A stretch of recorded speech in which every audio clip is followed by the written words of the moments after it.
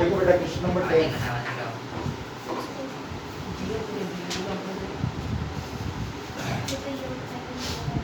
देख लो किसका नहीं करा हुआ है। क्या दिया हुआ है इसमें? A B C D is a parallelogram, ठीक है। Yes sir. एक तो हमको पैरेललोग्राम दिया हुआ है ए बी सी और डी, ठीक है। फिर AP and CQ are perpendicular from vertices A and C on diagonal BD। एक डायगोनल है BD, तो A से एक परपेंडिकुलर डाला हुआ है AP और यहाँ से एक परपेंडिकुलर डाला हुआ है, क्या नाम है, Q, ठीक है। अब इसमें हमसे पहला पूछ रहा है APB कॉन्ग्रुएंट टू CQD, ठीक है। तो देखो बिल्कुल सिंपल है, ये दोनों ट्राइंगल लेने हैं आपको, फर्स्ट और ये सेकेंड। तो इन दोनों ट्राइंगलों में देखो क्या क्या है, AB is equal to DC, ये क्या है, गिवन, ठीक है। फिर एंगल APB और angle CQD is equal to 90 degree, ये और ये गिवन है। फिर उसके बाद में ये वाला एंगल और ये वाला एंगल, एंगल ABP और इधर CDQ, ये हो गए अल्टरनेट इंटीरियर एंगल। तो इसमें कौन सा नियम लग गया, बाई AAS, ये दोनों ट्राइंगल कॉन्ग्रुएंट हो जाएंगे, APB कॉन्ग्रुएंट टू CQ, ठीक है ना। अब ये दोनों ट्राइंगल अगर कॉन्ग्रुएंट हो गए तो हमको CPCD से क्या मिल जाएगा, जो इसने पूछा था, AP is equal to CQ, ये हो जाएगा बाई CPCD।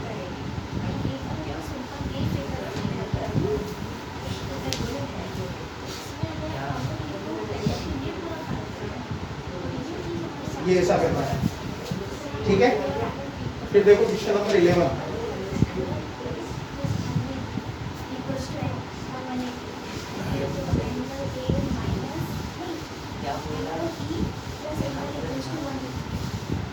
देखो बेटा क्वेश्चन नंबर 11 में क्या दिया हुआ है, ABC और DEF दो ट्राइंगल हैं, ABC, DE और F, ठीक है, ये दो ट्राइंगल। अब इसने क्या दिया, AB is equal to DE, तो गिवन में लिखते जाओ ये सारा सामान, AB is equal to DE और AB पैरेलल टू DE। फिर एक हमको दिया है BC is equal to EF और BC पैरेलल EF, ठीक है। तो ये भी इसमें लिख दो, BC is equal to EF और BC पैरेलल टू EF, ठीक है ना। ये हमको एक चीज और गिवन है, BC EF के बराबर है और BC EF के पैरेलल। अब हमको इसमें प्रूफ क्या करना है, इसमें बहुत सारे प्रूफ है। पहला, एक इसमें ये भी लिखा हुआ है कि इनको ज्वाइन करना,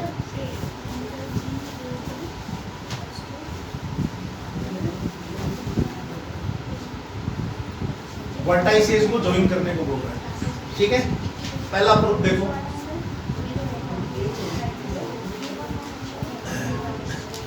पहला बोल रहा है ABED इज पैरेललोग्राम, तो इसमें हम लिखेंगे since AB is equal to DE and AB parallel to DE, therefore ABED is a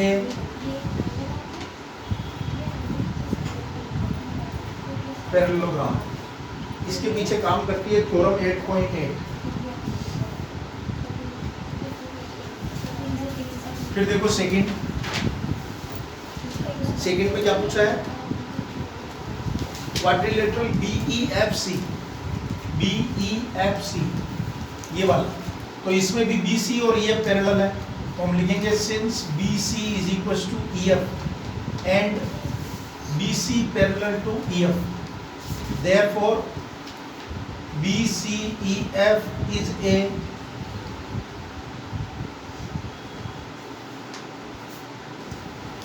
parallelogram. ये भी बाई थ्योरम 8.8. ठीक है.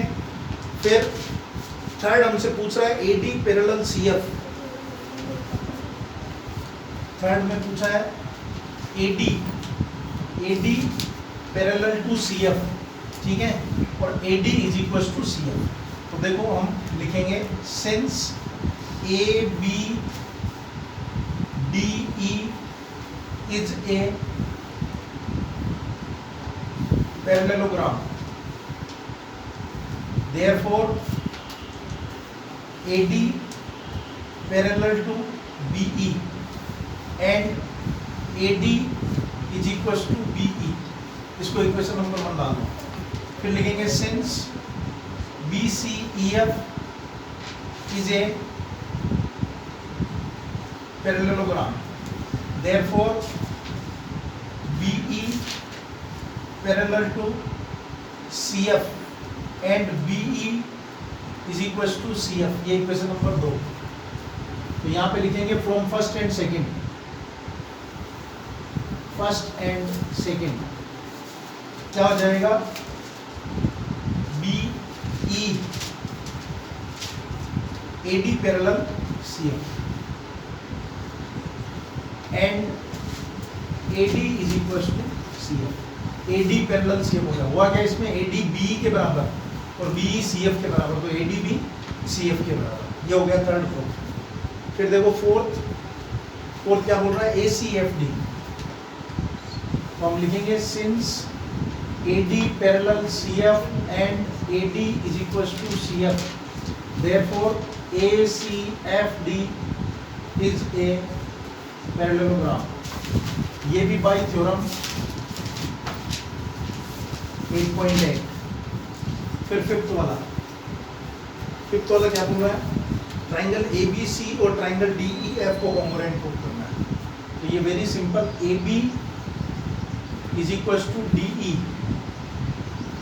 BC is equal to EF and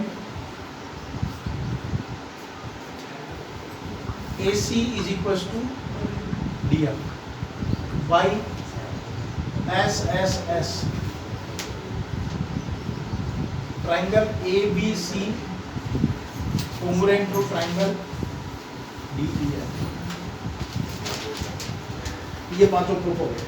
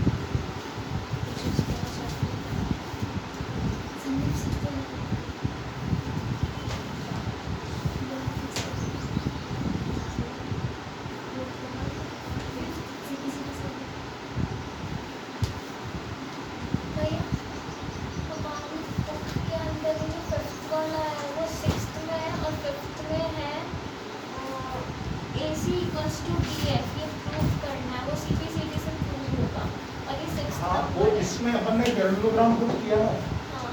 AC और DF अपने को इससे मिल जाएगा. आप यहाँ पर लिख सकते हो AC और DF by parallelogram AC DF.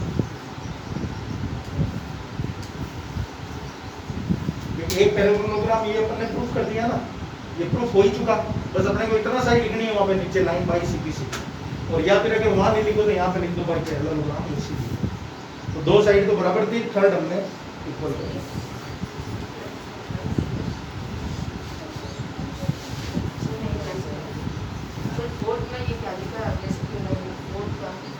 Fourth का सेकंड बाई प्लस 8.8. हाँ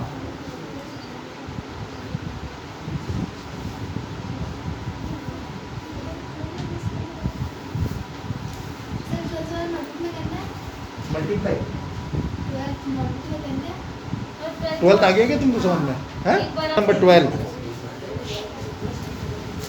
हमारी मैम तो भगवान के बदल है।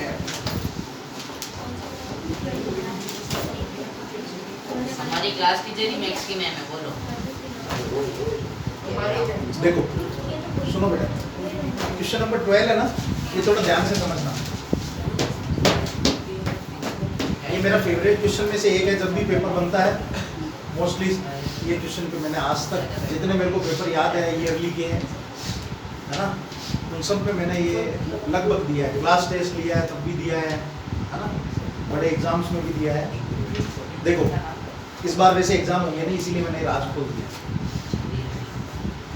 एग्जाम होंगे पर ऐसा वैसा एग्जाम नहीं होंगे जैसे हर बार होते। इस बार कुछ लीनियंसी रहेगी। देखो ABCD is a trapezium in which AB parallel CD, ठीक है, AB पैरेलल CD। देखो ध्यान से समझना, AB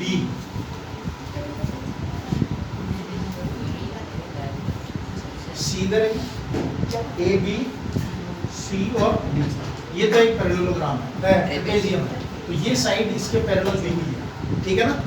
यही बात है AB पैरेलल CD, तो हम गिवन में लिख देते हैं AB parallel CD and AD is equal to BC AD is equal to, BC। ठीक है, ये तो हमको गिवन है। अब इसमें देखो एक हिंट दिया हुआ, वो हिंट आपको काम में लेना पड़ेगा। एक्सटेंड AB मतलब AB को थोड़ा आगे बढ़ाओ, C से एक लाइन पैरेलल ड्रॉ करो इसके, तो इसके पैरेलल लाइन ड्रॉ करेंगे तो ये ऐसा बन जाएगा, ठीक है, बराबर। ये हमने लाइन ड्रॉ करी है, ये कंस्ट्रक्शन से करा है, तो आप इसको डॉटेड भी कर सकते हो, क्योंकि जो लाइन कंस्ट्रक्शन होती है उसको आप डॉटेड से भी कर सकते हो। इसको मैं नया पॉइंट मान लेता हूँ, ठीक है। अब आ जाएगा टू प्रूफ। तो टू प्रूफ में तो बहुत सारे हैं। गिवन में ये भी आ सकता है ना, AD पैरेलल CE। नहीं, AD पैरेलल CE कंस्ट्रक्शन में लिखा जाता है, ये प्रूफ का पार्ट है। यहाँ पे टू प्रूफ में तो तीनों लिख देना, फिर उसके बाद में जब अपन प्रूफ लिखते हैं ना, तब इसके साथ एक पॉइंट और जोड़ दिया जाता है कंस्ट्रक्शन, वो अपने को उसमें मेंशन करना पड़ता है। तो इसमें अपन लिख सकते हैं draw CE parallel to AD, therefore AECD is a parallelogram, ठीक है। AECD एक पैरेललोग्राम हो जाएगा, क्योंकि इसमें दो साइड ये भी पैरेलल और इधर ये भी पैरेलल, ठीक है। तो जब दो पैरेलल लाइनें अगर आपस में होती है तो वो क्या हो जाता है, पैरेललोग्राम। अब हम आते हैं प्रूफ की ओर। तो प्रूफ में हमको सबसे पहला प्रूफ करना है angle A is equal to angle B।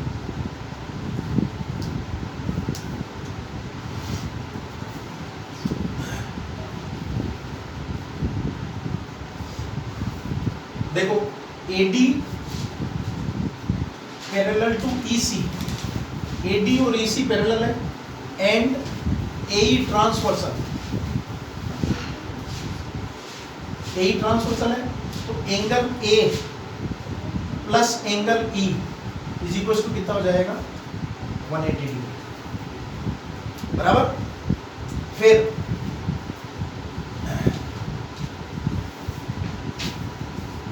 ये वाला एंगल, ठीक है, एंगल B है ये, ठीक है, इतना। फिर इधर वाला एंगल और एक इधर वाला एंगल, तो इसमें देखो क्या हो रहा है, BC और EF बराबर है। जैसे ये पैरेललोग्राम है, ये साइड हमने इसके पैरेलल खींची है ना, और ये बराबर, और ये इसके बराबर है, तो ये दोनों भी आपस में बराबर होगी ना भाई। ये साइड इसके बराबर है, ये अभी अपन ने कंस्ट्रक्शन से बराबर बनाई है खुद नहीं, और ये बराबर दे रखी है, तो ये दोनों भी आपस में बराबर होगी ना भाई। इसकी भी वैल्यू AD, इसकी भी वैल्यू AD, तो ये दोनों आपस में बराबर। अब अगर ये दोनों आपस में बराबर, तो ये वाला एंगल और ये वाला एंगल, ये दोनों इक्वल हो जाएगा, ये दोनों एंगल इक्वल हो जाएंगे, ठीक है। तो इसमें हम लिख सकते हैं ये जो E एंगल है वही यहाँ, और यहाँ पे है एंगल B, तो ये क्या हो जाएगा, angle B plus angle E is equal to 180 degree. इसके पीछे आप लंबी चौड़ी यहाँ पे गाथा लिख सकते हो, since C B is equal to C E, therefore angle C B E is equal to angle B E C. ये इसके पीछे कारण है, ये तो एंगल बी और ये भी एंगल ई हो गया। मतलब ये आप ऐसा समझो, जैसे इस एंगल को मैं नाम देता हूँ एंगल 1, इसको मैं नाम देता हूँ 2 और इसको मैं नाम देता हूँ, ठीक है।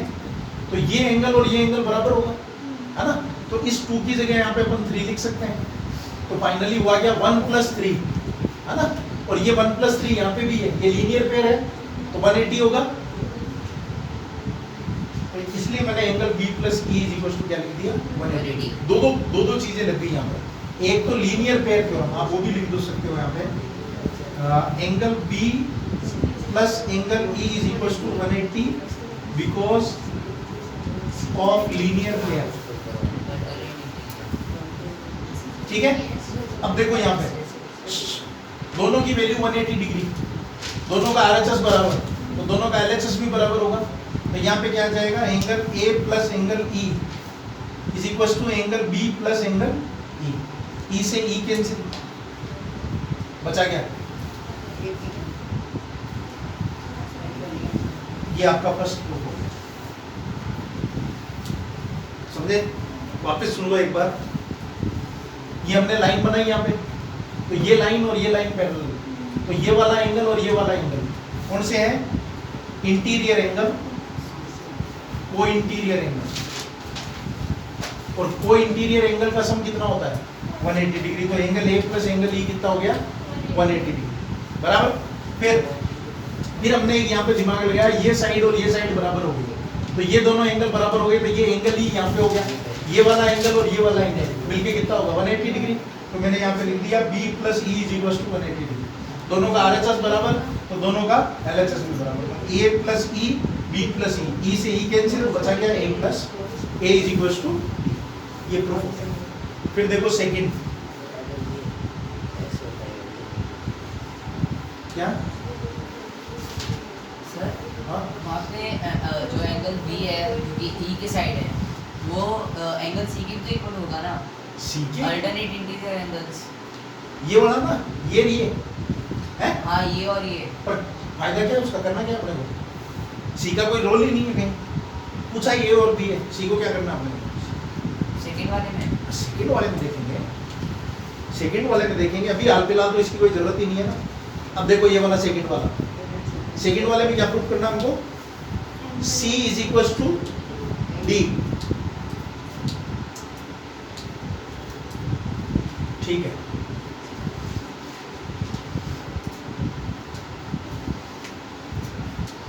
देखो कितना लंबा कॉन्सेप्ट है, पहले एक बार समझ लो, लिखूंगा तो चक्कर खा जाओगे।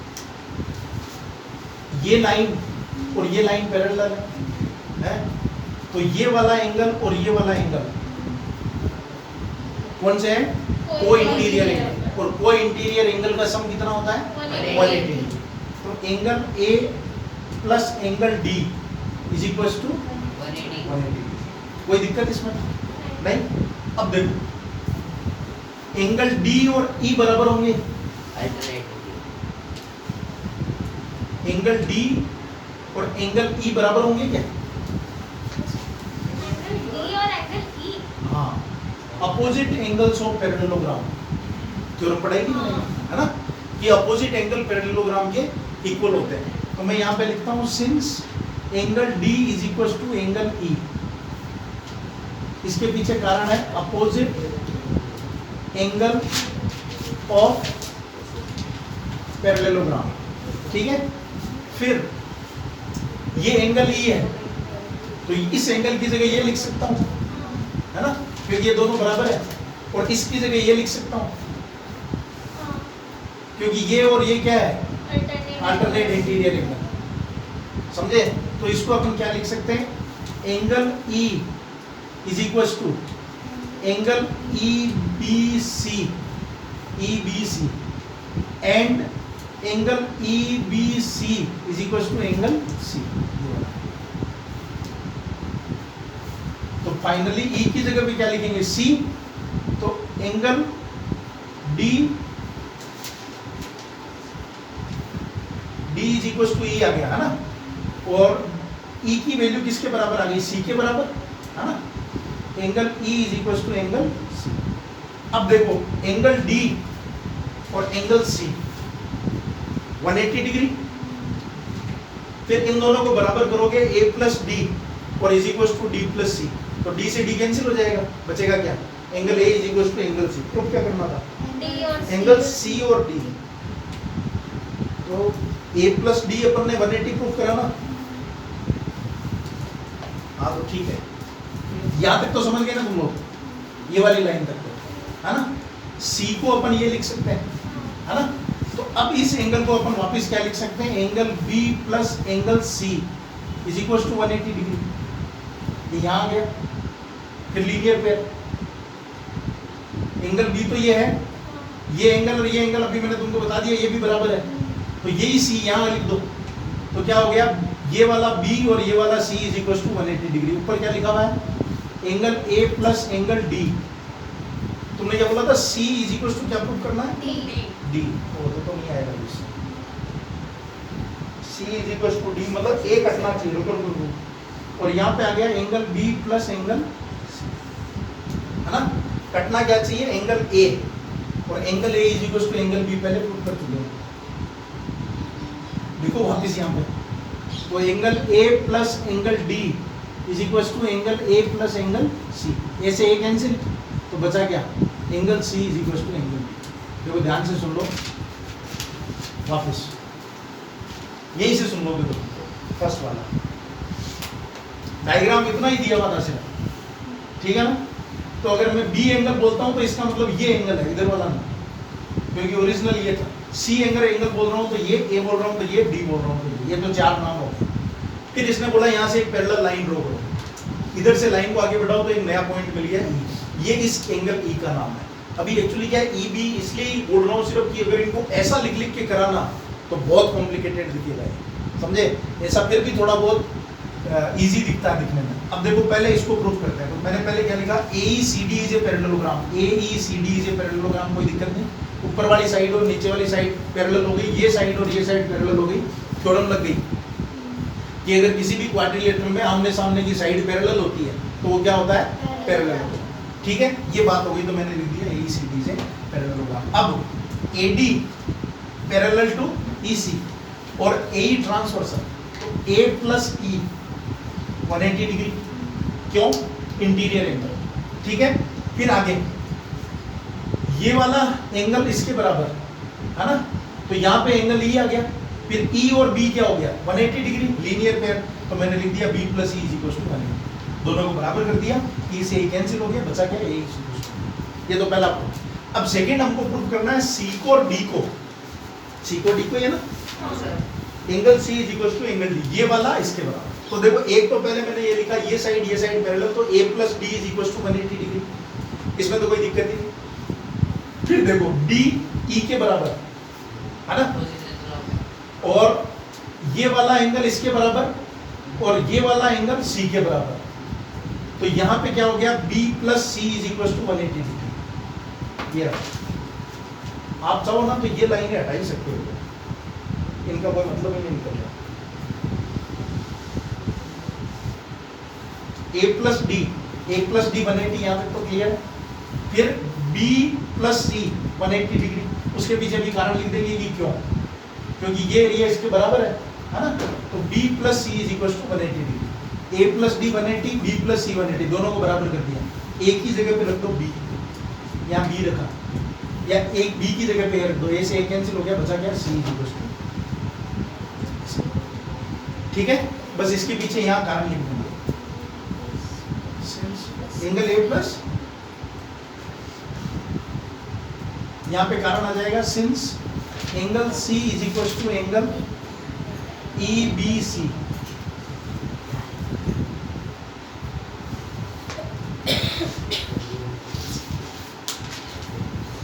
लिखो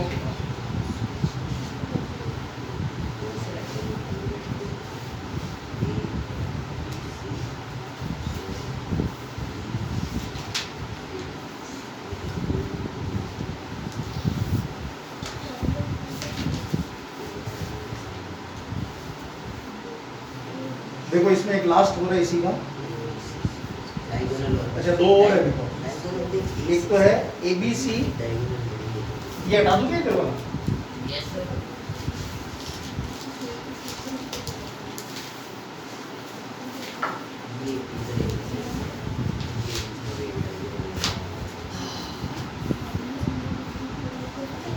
देखो सुनो इसका थर्ड पार्ट देखो बेटा,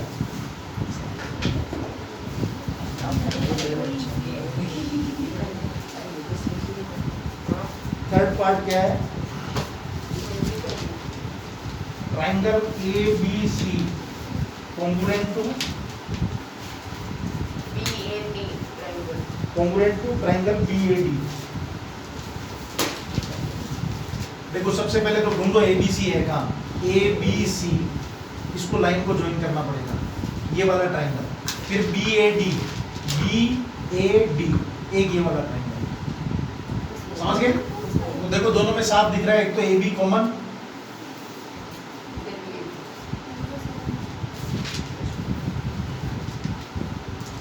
और angle A is equal to angle B, ये हम प्रूफ कर चुके हैं, AD पैरेलल ठीक है? और A D is equal to B C हमें गिवन है, तो by S A S triangle A B C is congruent to triangle B A D. फिर फोर्थ वाले में क्या पूछा है? CPCD सर डायगोनल AC और BD, AC और BD, तो AC is equal to BD, सिर्फ इतना लिखना है बाई CPC।